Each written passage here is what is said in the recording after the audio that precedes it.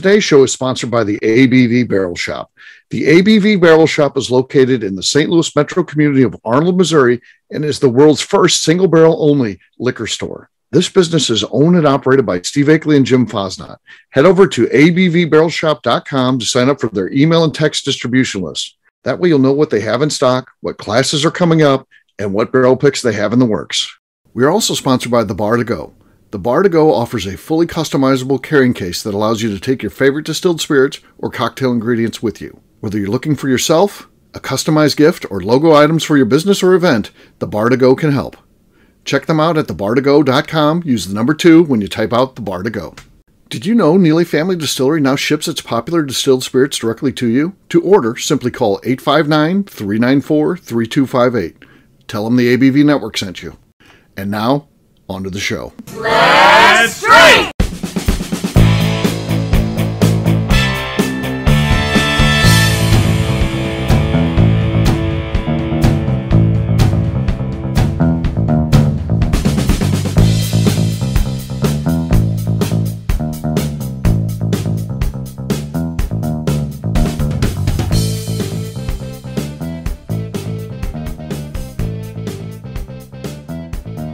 Welcome to the Bourbon Daily, the podcast about everything bourbon delivered to you every day of the week. Today on the show, we discuss whether or not we think bourbon can grow 64% over the next 8 years. My name is Miss Beka Sue. Please join me in welcoming my co-host, Steve Akeley, allegedly, and our special guests, Lenny Eckstein, Bill Collin, and Ryan Thompson. Hey, gang, what's up? Hey, everyone. What's up, guys? Hey, so yes, there's this big study that's out that says bourbon's going to have this massive growth through 2031, and we're going to talk about that and whether we think that is really accurate or if it's going to happen, but we'll get to that after the break. For right now, I've got a question for you guys. You know, people suffer with various diseases, afflictions, sicknesses, illnesses in different ways. But what is it about an allergy to gluten that makes you tell everyone in 3 counties that you have it? And several times a day. I mean, if you guys know people that are allergic to gluten, how many times a day do they say that? Oh, sure. Steve, you know the old joke, right? No. How do you know if someone has a gluten allergy? Oh, they'll tell you about it. Yeah, that's right. There you go. To be fair, I think that it's not even so much the people who are like actually have an allergy to gluten. I think it's the people who are gluten sensitive. Like they're not fully allergic to it. Ashley McGee, fully allergic, very allergic to gluten. She doesn't tell everyone. She tries to bring her own snacks to things so that like people don't have to deal. Like she's like, I don't want anyone to have to deal with my problem.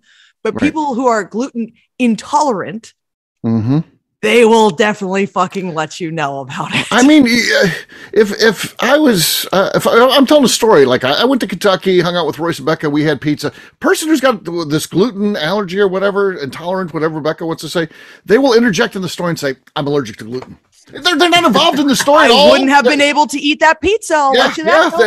We're not saying they should be there. They should have had that pizza. They will just say, I couldn't have had that. I'm allergic to gluten. I can't do that. I agree with this, Beka Sue. The people who have the strongest, medical reaction to it tend to be the quietest about it. Tend to be like, just get me a flour piece on the side, and they're the ones who don't make me a slice of cheese. Just give me a slice of cheese and a piece of meat, and I'll be fine. Well, I've got interesting insight into this because I was allergic to gluten from 1989 to 2000. You got cured? Did you? And how often did you fucking tell everyone?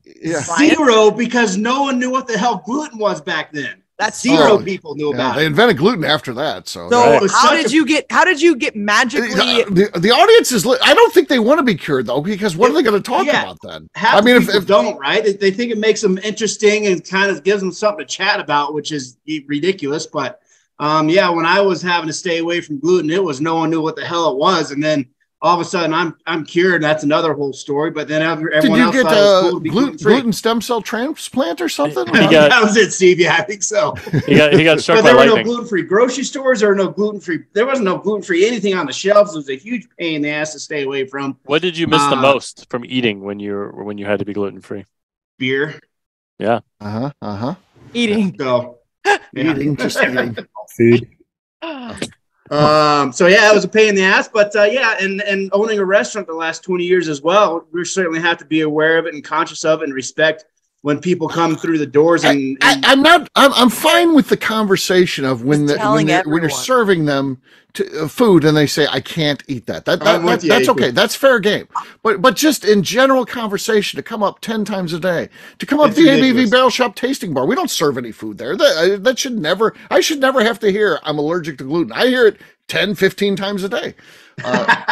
People love being allergic to gluten. I don't know why. There has never been a better time to be gluten sensitive, intolerant, or allergic than right now. Because guess what? Like you just said, Ryan, there was nothing back then.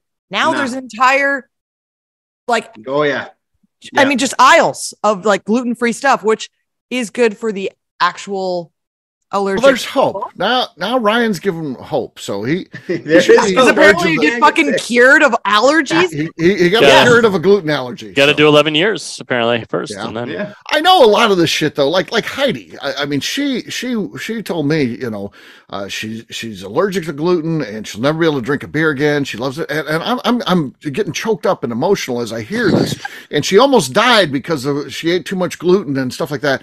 And then she comes on the shows and she's like, we got to talk about this. We got to get the messaging out. Again, telling everyone, we got to gluten. And then on a very special Bourbon Daily, we did. We covered an episode. Then we're planning to do a whole episode about gluten. And then I get invited by Heidi and Jim to go out to lunch. And I go there and she's eating pasta and drinking a beer. And I'm like, what? And she's like, fuck it. I'm done with that stuff.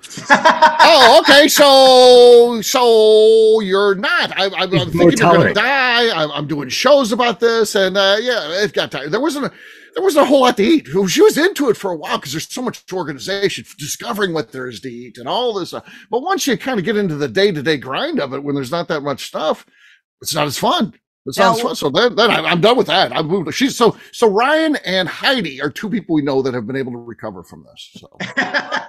Well, guess what, gang? On that note, it is time to drink. What is everyone drinking? Let's start with Spike-Taired Phil. Oh, wonderful. I've got this fun bottle. It bills itself as the Spirit of Detroit. It is a Grass Widow from Michigan, a little Michigan bourbon for us. Branding looks good. Looks on point. Oh. Nothing there, Phil. Nothing there. All right, Lenny, you're next. I'm going to go with a, what do they call this stuff? The Dickel by Leopold collab. Okay, Dickel by Leopold. All right. Yeah. Or Leopold by Dickel. That's true. If I would have read it bottom top, then yes. Or Leopold by Lickled. That was good. Even with Phil has the lead. Phil has the lead. I didn't hear anything from Lenny. God damn it! My fault. Wait. What? Phil has the lead. Phil was talking over Lenny. I know. Well, I couldn't hear. I heard Phil talking. No, it goes to a group vote. Let's keep it rolling. Lenny, I heard it, buddy. Well, All right, Ryan, you're next. Phil's got a solid lead here, thanks to his cheating. Well, I was on a recent trip back east a couple of weeks ago and went by this cool liquor shop just a little bit south of St. Louis. It's called the ABV Barrel Shop. While I was there, they were releasing the old Copper Dome whiskey. Oh, nice. And I got to bring it back, and I haven't opened it yet, so I figured tonight was appropriate, right? Okay. That is my best one ever. All right. I'd say you have the lead. You took over the lead from Phil. Thank you. Anything. It was a slight noise, which is better than Phil's, which was nothing, which was worse than Lenny's, which was talked over. So Lenny's was actually the best. Yeah, Lenny loses out by Phil. All right. Today, so. All right, Beka, you're next. I'm going to go with one that's not been opened yet. I usually don't like to start with the highest proof, but we'll do it. So I got this bottle from Tony Friend. It is Bondstone bourbon whiskey, cast strength. Okay. ABV is 61.4. All right. No, nothing. I've got my fucking mic. Not even a noise. Seriously, it looked good. Silence. It seemed dramatic. Was Worst your microphone on? in the history of the ABV network. Yes, but I'm here to save the day. I've got Yellowstone, the barrel pick from the ABV Barrel Shop. Come on, baby. You can do it. Oh, legit good. Good. Got a win. Wow. Yeah. Wow. That was good, Akeley. That was good, buddy. Yeah, I was ready to fight for you, Lenny. Cheers, gang. Cheers. Cheers. All right, we'll take a quick break. And then when we come back, we're going to talk about bourbon. Can it continue to boom 64% in the next several years? We'll see. We'll do that in just a few.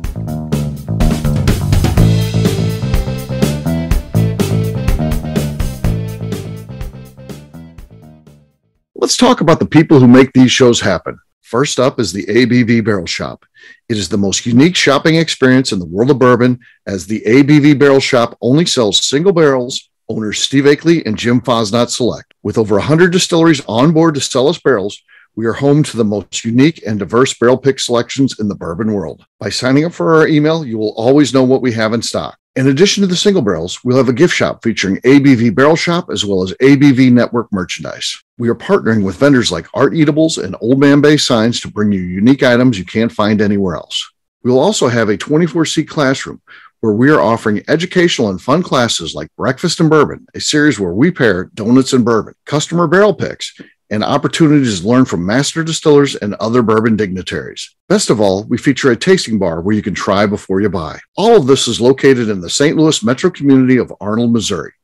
If you are in the St. Louis area, please stop by to say hi. If you're traveling in from outside the area, please take advantage of our hotel rates with the Drury Inn and Pear Tree Inn, less than a mile from our shop. This can be done via the links in our Visit St. Louis section on our website. Head over to abvbarrelshop.com to plan your trip. The ABV Barrel Shop.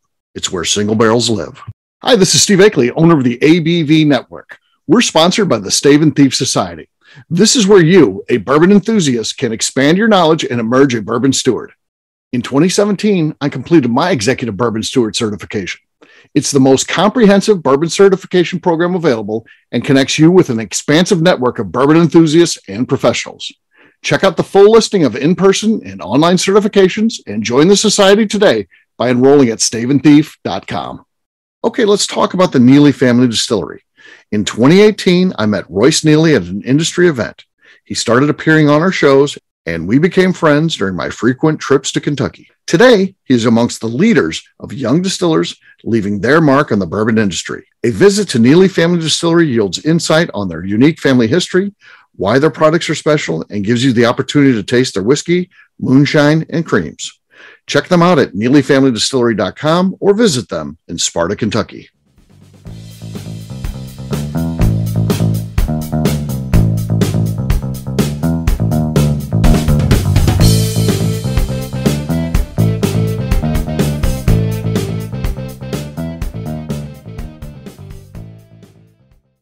This is Danny Kennard, which is turning into Freddie Mills. Y'all have a good fucking day, because this is the Bourbon Daily.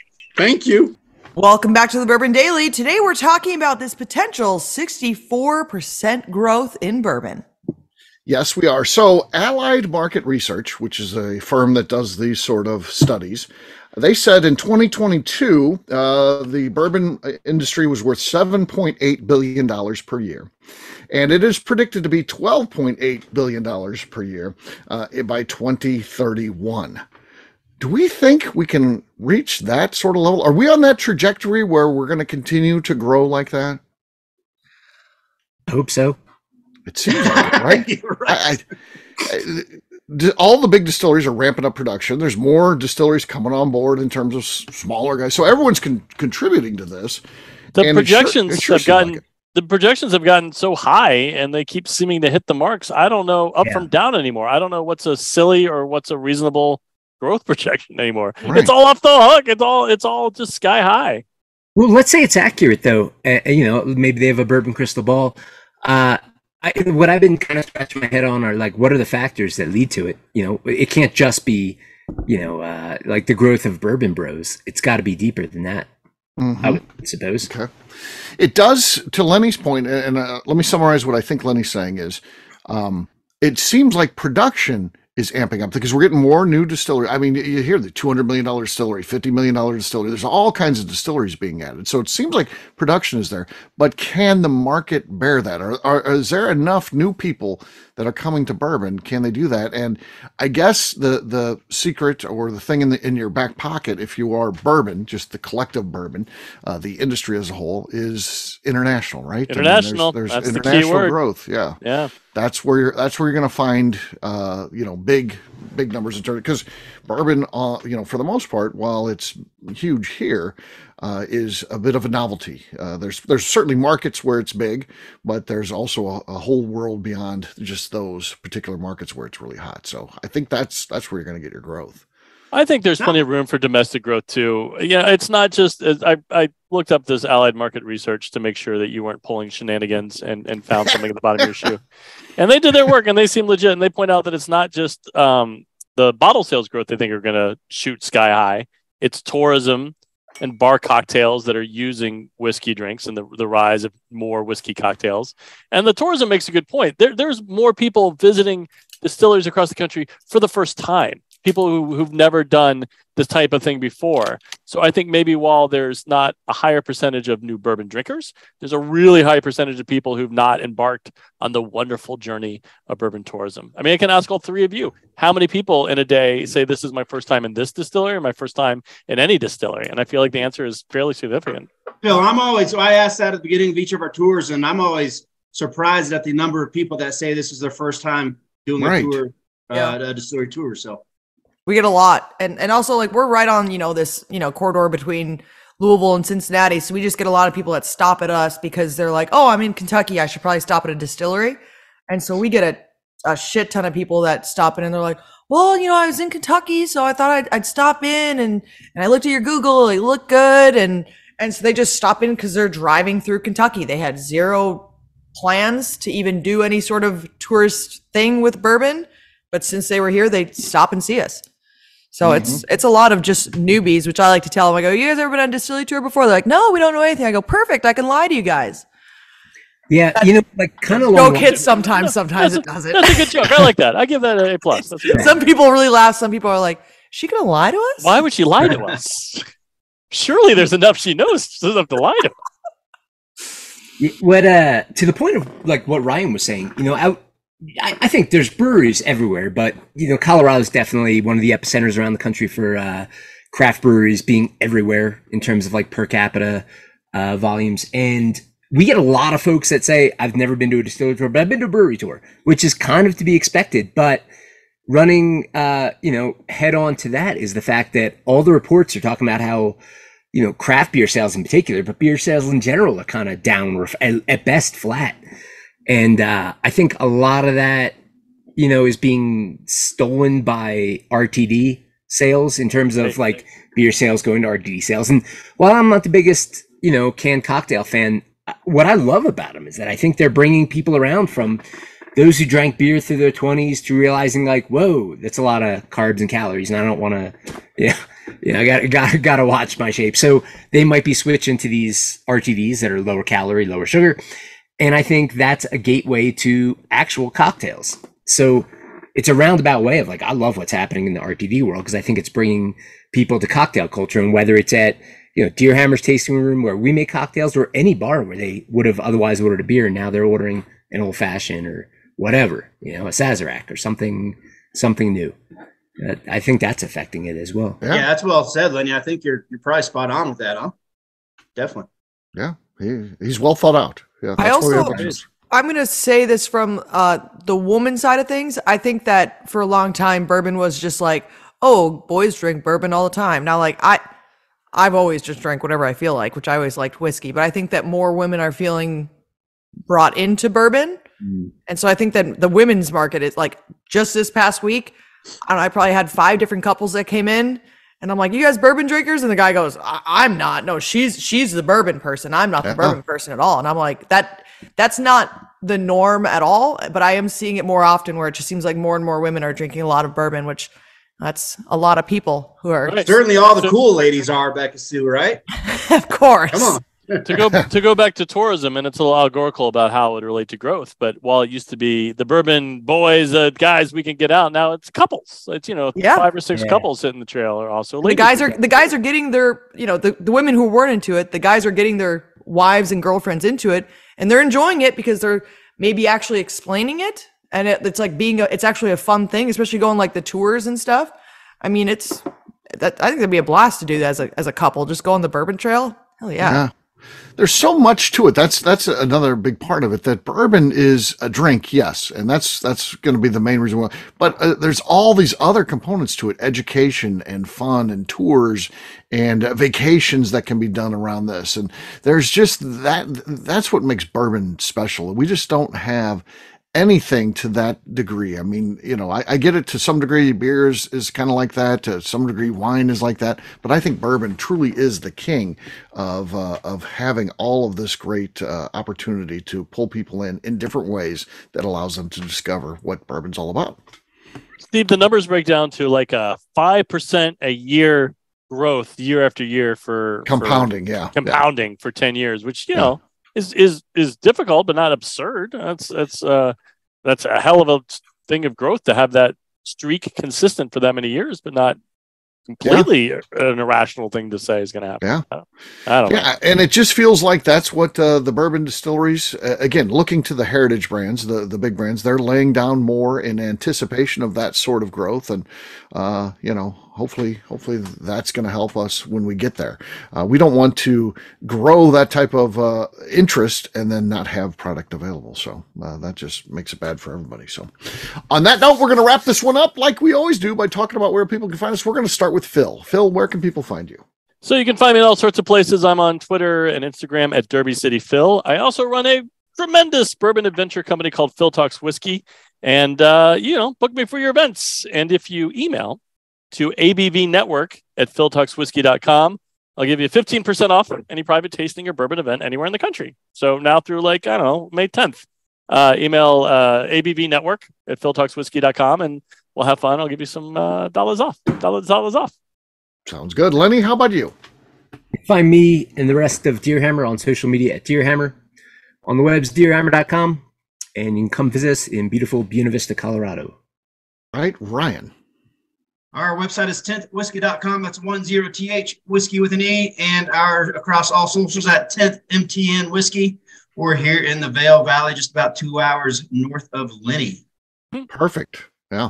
A lot of people go, I found this having the ABV Barrel Shop. I had no idea. A lot of people from St. Louis go to Buena. I don't hear as many saying Vail. I guess they can't afford it. They're I live high on the hog like Ryan, but they like Buena for some reason. It's a weird thing. So there's a big St. Louis population here. It is a weird thing. It is weird. I have no idea how that happens, but it has. So it's a beautiful part of the Colorado. It's awesome down there. So it's a good part of the Colorado, as you say. So I want to visit both. Tomorrow. Miss Beka Sue, how about you? You can find me at Neely Family Distillery, and you can also find me on Twitter and on Instagram at Miss Beka Sue, 1K, no C's. All right, for me, I'm an easy guy to find. I'm at Steve Akeley. I'm on Twitter, Instagram, or Facebook. You can also check out my website, steveakeley.com. The important website, though, is abvnetwork.com. Please see what's going on out there. We've got all kinds of shows. We've got some blogs happening out there. We've got, newsletters like Bourbon Zeppelin or Quick Bourbon Notes, so much more, abvnetwork.com. And please, also, if you're in St. Louis, or maybe you're from Buena and you're coming back home, stop by and see us at the ABV Barrel Shop. We are located in the St. Louis suburb of Arnold, Missouri. We'd love to show you what we have going on with barrel picks, have you taste some, and at a minimum, sign up for our email and text distribution so you know what's happening at abvbarrelshop.com. Ms. Beka Sue, anything else to say before we get out of here? I'd just like to remind the audience to please give us a 5-star review that includes comments. It helps new people find the show, which is very important to us. If you like what we're doing, we ask you please visit our Patreon page at patreon.com/the ABV Network. Great job today, gang. For audience, we'll have a brand new show for you tomorrow. Looking forward to that. Until then, take care, everybody. See ya. Bye everyone. See ya. Peace.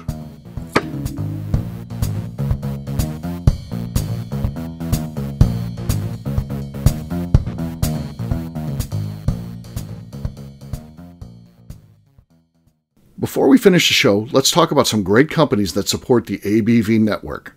First up is Moonshine Still Pro. Moonshine Still Pro has a full line of products to help the home distiller. Whether you want to experiment on the stove in your kitchen or you're looking for a bigger setup in your backyard, owner Russell Creed and his team can help. They have multiple still offerings, accessories, and even grain from their partners at Goldstone Mill to assist you in making whiskey on par with your favorite distillery. They can also help you with some fabricated parts you probably can't make yourself if you are attempting a DIY still project. Learn more or order your still or parts at moonshinestillpro.com. Last but not least is the ABV Barrel Shop. While we don't get to play in the allocated bourbon game because we aren't selling the other products you have to do to get those, we do have access via our friendships in the bourbon industry to some really cool stuff. Have you ever seen your favorite craft distiller selling some really cool limited offerings only in their gift shop? I'm talking things like the hazmat offering Distillery 291 did for their 10th anniversary, or Neely Family Distillery's Papaw's birthday barrel. They don't have enough of it to send it out to distributors, so they only sell it via their gift shop. Well, companies like Distillery 291 and Neely Family Distillery have agreed to sell us 2 or 3 cases of these offerings moving forward, meaning our store will have the access to some of the rarest whiskeys in the world. Way more difficult to come by than the allocated bourbon offerings with a national release. Yes, they will be extremely tough to come by, but if you're a customer of our store, you'll have a chance to get them. Get signed up for our email or text list over at abvbarrelshop.com so you don't miss out. The Bourbon Daily is part of the ABV Network. For more information or to become a sponsor, please visit abvnetwork.com. Thanks for listening and cheers. This has been a Steve Akeley production.